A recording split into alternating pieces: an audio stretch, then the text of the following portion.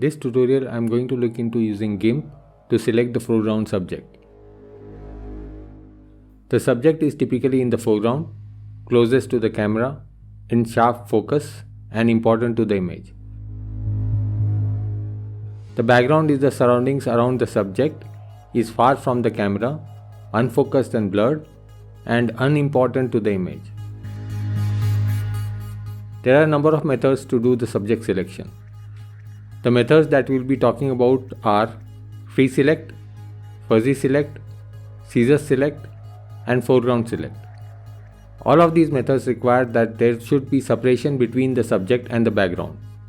What that means is that the subject should be easily identifiable from the background, typically with respect to color. Sometimes the background may be easily separated instead of the subject. It is also possible that there are multiple subjects in an image. This tutorial will be about free select. Here I have an image of a yellow flower. We can see that the flower is distinct from the background of leaves and dirt.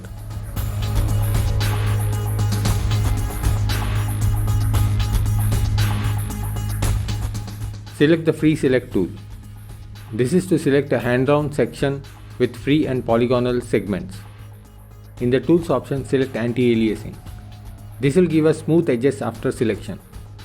There is another option to feather edges. We will leave it unselected as we can feather later on.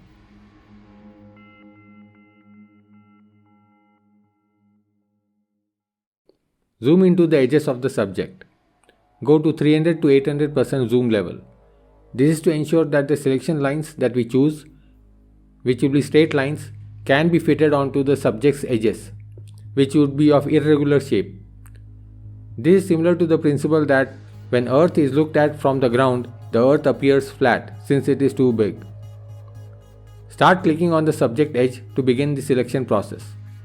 Keep clicking along the edges in small straight intervals to ensure that the selection accurately fits the subject. To move to the not visible different part of the image, press space and move mouse to go to that place. If there is a mistake, then press backspace to remove the point and go back to the previous point and start over from there.